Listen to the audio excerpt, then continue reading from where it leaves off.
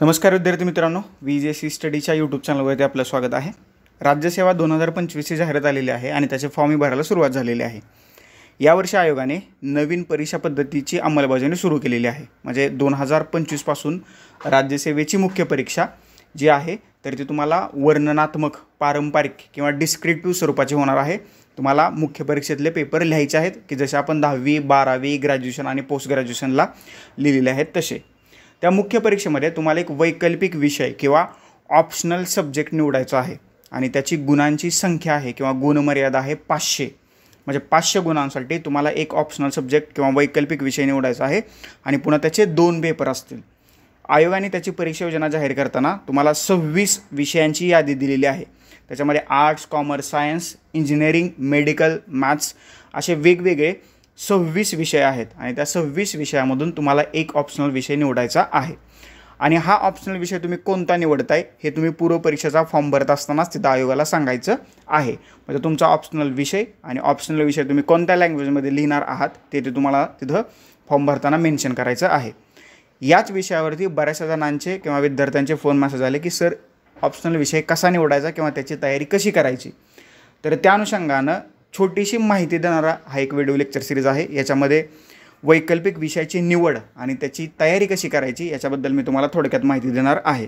तत्पूर्वी PSR optional political science आणि international relation हा जो 500 मार्काचा ऑप्शनल विषय आहे तर त्याच्या संबंधी पेड एक आन्सर रायटिंग बॅच आहे PSR स्पार्क नावाची। आपण हा 100 दिवसांचा प्रोजेक्ट आहे तर तो सुरू केलेला आहे। त्याच्यामध्ये जर का तुम्हाला ॲडमिशन घ्यायचं असेल तर डिस्क्रिप्शन बॉक्समध्ये माझा कॉन्टॅक्ट नंबर दिलेला आहे, त्याच्यावरती तुम्ही मला कॉल मेसेज करू शकता। याशिवाय मेन्समधला GS2 जो पेपर आहे जो पॉलिटीचा त्याच्याबद्दलसुद्धा काही पर्सनल मेंटरशिप बॅचेस आहेत। याशिवाय आन्सर रायटिंग आणि एसे रायटिंगची सुद्धा बॅचेस आहेत। अगदी नाममात्र शुल्क आहे त्याचं। जर का तुम्हाला त्याच्यामध्ये पार्टिसिपेट व्हायचं असेल, सहभागी व्हायचं असेल तर तुम्ही डिस्क्रिप्शन बॉक्समध्ये जो नंबर दिला त्याच्यावरती कॉल मेसेज तुम्ही करू शकता। बघा आता जो हा 500 मार्काचा ऑप्शनल विषय आहे तर त्याचे तुम्हाला 2 पेपर आहेत 250 मार्कांचे आणि त्याचा सिलेबसही मोठा आहे। म्हणजे तुम्ही जर का मानव विद्याशाखा म्हणजे ह्युमॅनिटीज जे विषय आहेत म्हणजे तुमचे सोशलॉजी असेल, PSR ऑप्शनल असेल, अँथ्रोपोलॉजी असेल, ह्या विषयाचे सिलेबस आहेत ऑलरेडी। याशिवाय इतर जे विषय आहेत मेडिकल सायन्स, इंजिनिअरिंग किंवा इतर तुमचे झूलॉजी, बॉटनी, केमिस्ट्री ह्यासुद्धा विषयाचा सिलेबस दिलेला आहे। तर सिलेबस सर्वप्रथम तुम्ही बघा आणि मग डिसिजन घ्या की कोणता विषय निवडायचा आणि तो कसा निवडायचा ते मी तुम्हाला या लेक्चरमधून सांगतोय। चला 1 बाय 1 सुरुवात करूया।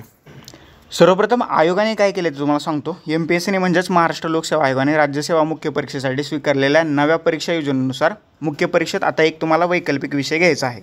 वैकल्पिक म्हणजेच ऑप्शनल हे लक्षात ठेवा। आयोगाने ज्यावेळेस परीक्षा योजना जाहीर केली तर त्या परीक्षा योजनेत एकूण 26 वैकल्पिक विषयांची यादी जाहीर केलेली आहे आणि त्याच्यातून तुम्हाला एक ऑप्शनल विषय निवडायचा आहे। आयोगाने यासाठी तुम्हाला 500 गुण निर्धारित केलेले आहेत आणि संबंधित विषयाचे 2 पेपर असतील। म्हणजे पेपर 1 आणि पेपर 2 जसे PSRचे आपण पेपर 1 आणि 2 शिकवतोय तसे। एकूण 1750 गुणांच्या मुख्य परीक्षेत 500 गुणांचे मूल्य असल्यामुळे वैकल्पिक विषय हा एक महत्त्वपूर्ण घटक ठरतोय आणि तो वैकल्पिक विषय निवडायचा कसा त्याच्या संबंधीची माहिती आपण अगदी 1 बाय 1 घटकानुसार घेण्याचा प्रयत्न करूया की कोणत्या घटकांना किती महत्त्व आहे। सगळ्यात महत्त्वाची आणि पहिली गोष्ट आहे आपली आवड आणि विषयाचा आवाका। म्हणजे बघा आवड असेल तर सवड काढून आपल्याला अभ्यास करता येतो, ही पहिली सगळ्यात महत्त्वाची गोष्ट आहे। म्हणजे वैकल्पिक विषयाची निवड करताना त्यातील आपली आवड आणि रस तपासून पाहणं महत्त्वाचं ठरतं। आवडीच्या विषयामुळे वेळ आणि श्रम दोन्हीची बचत होते। म्हणजे जर का तुमची आवड आहे पॉलिटिकल सायन्स आणि तुम्ही निवडताय मॅथ्स तर हे गणित जे आहे तर ते मॅच होणार नाही आणि तुम्हाला मार्क्स मिळणार नाहीत। त्याच्यामुळे तुमची आवड आणि त्या विषयाचा आवाका किती आहे ते सुद्धा तुम्ही पहा।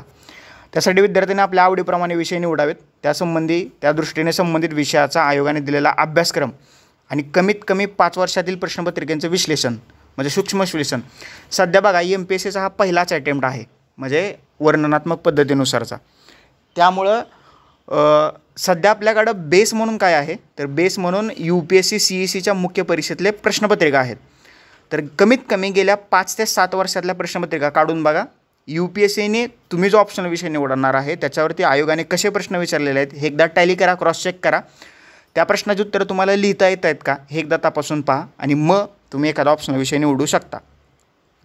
प्रारंभी आयोगाने जे 26 ऑप्शनल विषयांची यादी दिलेली आहे त्याच्यातले 3 ते 4 विषय तुम्ही सिलेक्ट करा की सपोज तुम्ही ह्युमॅनिटीजमधले म्हणजे आर्ट्स कॉमर्स सायन्समधले विषय निवडत असाल तर 3 ते 4 विषय सिलेक्ट करा. तुम्ही मेडिकल किंवा इंजिनिअरिंगमधले विषय निवडत असाल तर ते 3 ते 4 विषय सिलेक्ट करा आणि मग त्या विषयाचे अभ्यासक्रम आणि मागील वर्षाच्या प्रश्नपत्रिका एकदा पहा आणि मग त्या 3 ते 4 मधल्या विषयांपैकी कुठलाही एक वैकल्पिक विषय म्हणून तुम्ही त्याची निवड करू शकता. म्हणजे सगळ्यात महत्त्वाचं काय आहे, पहिल्यांदा तुमची आवड आणि त्या विषयाचा आवाका खूप महत्त्वाचा आहे. दुसरी सगळ्यात महत्त्वाची गोष्ट आहे अभ्यासासाठी संदर्भ साहित्याची उपलब्धता. PSR ऑप्शनलबद्दल जर का तुम्ही बोलत असाल तर 90% अभ्यास साहित्य आपण फ्री ऑफ कॉस्ट आपल्या VJC स्टडीच्या टेलिग्राम, यूट्यूब, इंस्टाग्राम आणि फेसबुक आणि व्हॉट्सअपच्या चॅनलवरती तुम्हाला उपलब्ध करून दिलेलं आहे. 90% म्हणतोय मी, आणि तेही अस्खलित मराठी माध्यमातून, बरोबर. त्याच्यामुळे त्या अभ्यास साहित्याचा तुम्हाला नक्कीच लाभ होईल. याशिवाय PSR ऑप्शनलच्या संबंधितच VJC स्टडीच्या यूट्यूब चॅनलवरती काही फ्री लेक्चर सिरीजसुद्धा आपण सुरू केलेल्या आहेत. सगळ्यात महत्त्वाची गोष्ट असते ज्यावेळेस तुम्ही ऑप्शनल निवडता तर अभ्यासासाठी संदर्भ साहित्याची उपलब्धता. म्हणजे तुम्हाला बेसिक पुस्तकं आहेत तर ती तर वाचायलाच लागणार आहेत. उदाहरणार्थ स्टेट बोर्ड असेल, NCERT असेल, YCMO असेल किंवा IGNOU असेल. याशिवाय ज्यावेळेस त्याच्या पुढे तुम्ही जाता एक टप्पा तर त्यावेळेस तुम्हाला रेफरन्स बुक अभ्यासावे लागतात. म्हणजे तुम्ही जो विषय निवडला आहे आणि जो विषय तुम्ही ज्या माध्यमात लिहिणार आहात म्हणजे ॲन्सर रायटिंगचं माध्यम मराठी किंवा इंग्लिश, तर त्याच्यामध्ये अभ्यास साहित्य उपलब्ध आहे का याचासुद्धा तुम्ही विचार केला पाहिजे. म्हणजे जर का तुम्ही PSR इंग्लिशमधून लिहिणार आहात तर खूप सारं इंग्लिश साहित्य उपलब्ध आहे, परंतु तुम्ही जर का मराठीतून लिहिणार असाल तर लिमिटेड किंवा मर्यादित अभ्यास साहित्य उपलब्ध असल्याचं दिसतंय. आणि त्याच्यात आपण थोडीशी भर घातली अभ्यास साहित्यामध्ये तर त्या अभ्यास साहित्य तुम्हाला VJC स्टडीच्या टेलिग्राम चॅनलवरती उपलब्ध होईल. आणि जर का तुम्ही लेक्चर सिरीज पाहणार असाल तर त्या लेक्चर सिरीज यूट्यूब चॅनलवरती उपलब्ध आहेत, बरोबर. ही संदर्भ साहित्याची उपलब्धता दुसरा मुद्दा आला लक्षात, त्याचासुद्धा विचार केला पाहिजे. त्याच्यानंतर अजून एक महत्त्वाची गोष्ट असते मार्गदर्शक आणि मार्गदर्शनाची उपलब्धता. सध्या जर का तुम्ही मार्केटमध्ये पाहिलं की जी लोक कंबाईन ग्रुप B आणि ग्रुप Cला शिकवत होते तर ती लोक आता ऑप्शनल सब्जेक्टचे क्लास घ्यायला लागलेत. तर हा जो फ्रॉड चालला आहे तर याच्यापासून थोडंसं लांब राहा. म्हणजे खरंच एखाद्या लोकाकडे एखाद्या व्यक्तीकडे ज्ञान आहे का, शिकवण्याची कुवत आहे का आणि त्याला जमतंय का या गोष्टी क्रॉस चेक करून पहा. नाहीतर उगाच कोणी उठतंय सुटतंय. कारण हे बघा शेवटी प्रत्येकाचा स्वार्थ आहे, पैसे मिळवणं हा त्याच्या पाठीमागचा हेतू आहे. परंतु पैसे मिळवण्यासाठी दुसऱ्याचं आयुष्य बरबाद करणं हे जरा मला थोडंसं पटत नाही. त्याच्यामुळं तुम्ही ज्याच्याकडून मार्गदर्शन घेणार आहात, जो तुम्हाला मार्गदर्शन करणार आहे, एकदा त्यांनी पहा काय काय केले ते. म्हणजे कमीत कमी मी PSR ऑप्शन घेत असेल तर कमीत कमी बेसिक ज्ञान तर त्याच्यातलं असलं पाहिजे. माझं MA पॉलिटिकल सायन्स झालेलं आहे पुणे युनिव्हर्सिटीतून. याशिवाय गेल्या 3-4 वर्षापासून आपण या ऑप्शनल सब्जेक्टवरती काम करतो आहे. जर का तुम्ही माझं यूट्यूब चॅनल चेक केलं तर त्याच्या ज्या फ्री लेक्चर सिरीज असतील, त्याच्या ज्या टेलिग्राम चॅनलवरच्या नोट्स असतील, ती माहिती तुम्हाला सगळी तिथं अवेलेबल आहे. त्याच्यामुळं मार्गदर्शक कोण आहे किंवा मार्गदर्शन उपलब्ध आहे का हे पाहणंसुद्धा महत्त्वाचं आहे. म्हणजे तुम्ही जो वैकल्पिक विषय निवडलेला आहे त्याच्यासाठी योग्य मार्गदर्शन उपलब्ध असणं देखील महत्त्वाचं आहे. कारण प्रत्येक वैकल्पिक विषयात काही मूलभूत संकल्पना असतात, विचार असतात, सिद्धांत असतात, विचारवंतसुद्धा असू शकतात. अशा घटकांचं योग्य रीतीने आकलन होण्यासाठी संबंधित विषयाचं मार्गदर्शन नेहमीच उपयुक्त ठरतं. विषयाचा अभ्यास कसा करावा, त्यासाठी कोणतं संदर्भ साहित्य वापरावं, प्रश्नाची उत्तरं कशी लिहावीत इत्यादी महत्त्वाच्या आयामासंबंधी योग्य मार्गदर्शन उपलब्ध असणंसुद्धा गरजेचं ठरतं. त्याच्यामुळं ज्याच्याकडे तुम्ही क्लास लावणार आहात, मी म्हणत नाही माझ्याकडेच लावा, परंतु ज्याच्याकडे लावणार आहात तो तेवढ्या ताकदीचा कुवतीचा आहे का हे एकदा क्रॉस चेक करून पहा. आणि मला चेक करायचं असेल तर माझं यूट्यूब चॅनल आहे, तिथे तुमचे लेक्चर सिरीज आहेत. याशिवाय PSR स्पार्क नावाचे आन्सर रायटिंग बॅच आहे की जे 100 दिवसाचं शेड्यूल आपण बनवलेलं आहे. 14 एप्रिल 2025 पासून म्हणजे डॉक्टर बाबासाहेब आंबेडकरांच्या जयंतीपासून GS2ची आन्सर रायटिंगची बॅच आपण सुद्धा लॉन्च करतो आहे. AC रायटिंगची बॅच आहे. याशिवाय इतर काही जे टॉपिक्स आहेत त्याची माहितीसुद्धा उपलब्ध करून देतो आहे की जेणेकरून कमीत कमी पैशात जास्तीत जास्त दर्जेदार एज्युकेशन देण्याचा आपला जो प्रयत्न आहे तर तो फ्रुटफुल ठरेल. आणि त्याच्यासंबंधीची माहिती आपल्या टेलिग्राम चॅनलवरती उपलब्ध आहे. जर का तुम्ही नवीन असाल तर डिस्क्रिप्शन बॉक्समध्ये माझा कॉन्टॅक्ट नंबर दिलेला आहे, त्याच्यावरती तुम्ही कॉल मेसेज करू शकता. ओके, हा तिसरा विषय.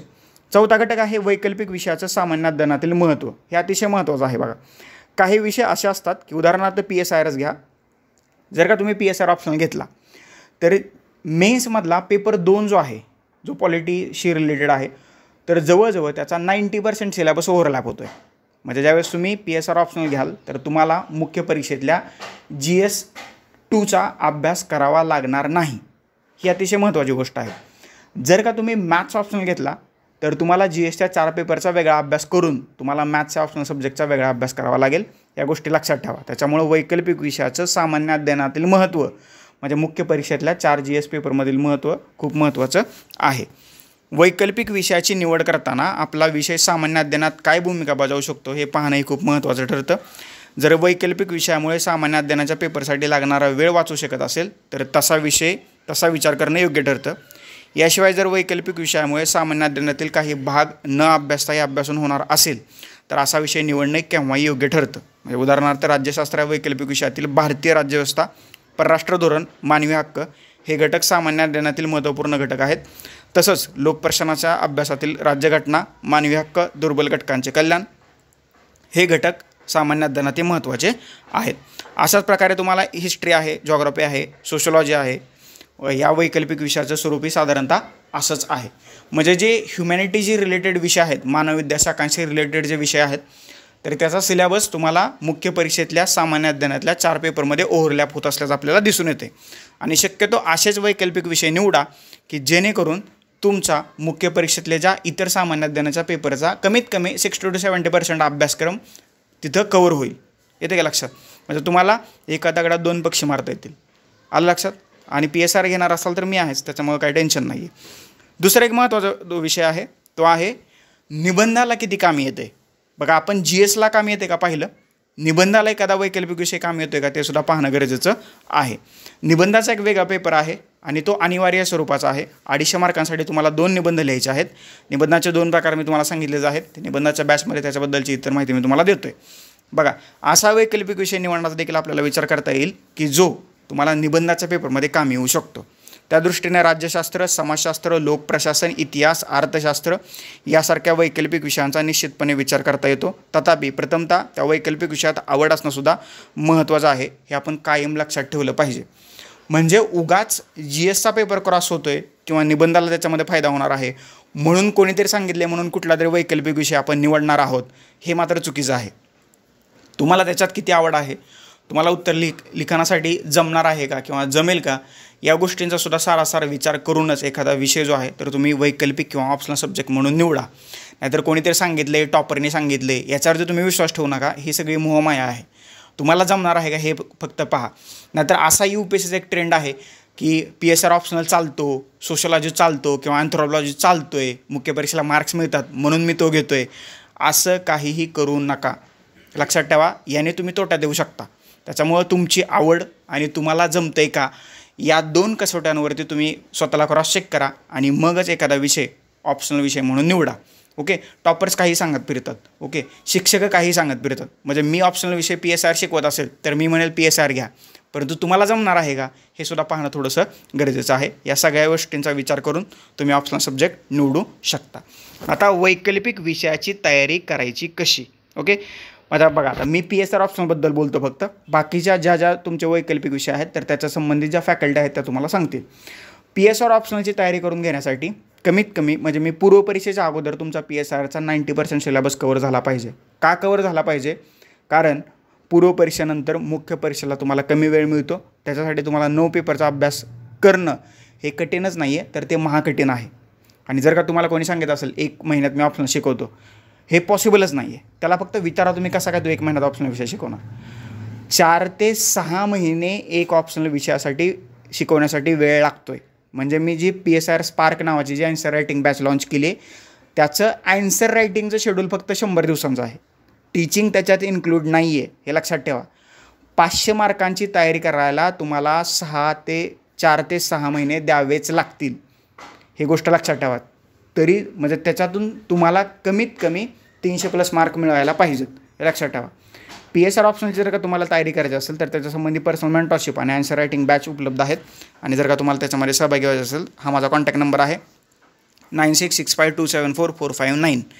PSR ऑप्शनलची पर्सनल आन्सर रायटिंगची बॅच आहे मेंटरशिपवाली, तर त्याच्यामध्ये तुम्ही सहभागी होऊ शकता. पुढच्या 100 दिवसांची आपण त्याच्यामध्ये तयारी करून घेणार आहोत. याशिवाय काही नोट्ससुद्धा आहेत, त्यासुद्धा तुम्हाला त्या बॅचमध्ये शेअर केल्या जातील. याशिवाय जर का तुम्ही PSR ऑप्शनलची बॅच घेणार असाल आन्सर रायटिंगची, तर त्याच्यामध्ये तुम्हाला मोफत मेन्समधल्या GS2ची बॅच आणि आन्सर रायटिंगची बॅच मोफत दिली जाईल. ओके, याशिवाय काही नोट्स जे आहेत तर त्यासुद्धा तुम्हाला मोफत शेअर केल्या जातील. जर का तुम्हाला याच्यामध्ये पार्टिसिपेट व्हायचं असेल किंवा याच्यामध्ये ॲडमिशन घ्यायचं असेल तर या नंबरवरती तुम्ही कॉल मेसेज करू शकता, व्हॉट्सअप किंवा टेलिग्रामसुद्धा करू शकता.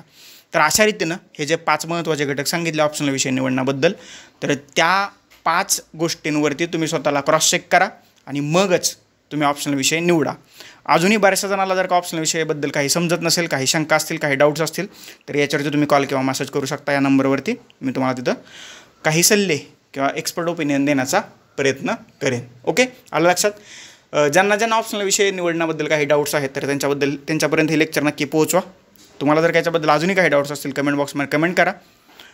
ओके, व्हिडिओ आवडला असेल तर लाईक करा, चॅनलवरती नवीन असेल चॅनल सबस्क्राईब करा, शेजारी बेल आयकॉन दिली ती प्रेस करा जेणेकरून नवीन व्हिडिओचे नोटिफिकेशन सर्वात पहिल्यांदा तुम्हाला येतील. तुर्तास आता आपण इथं थांबूया. थँक्यू सो मच, धन्यवाद मित्रांनो. नेक्स्ट लेक्चरमध्ये आपण भेटूयाच.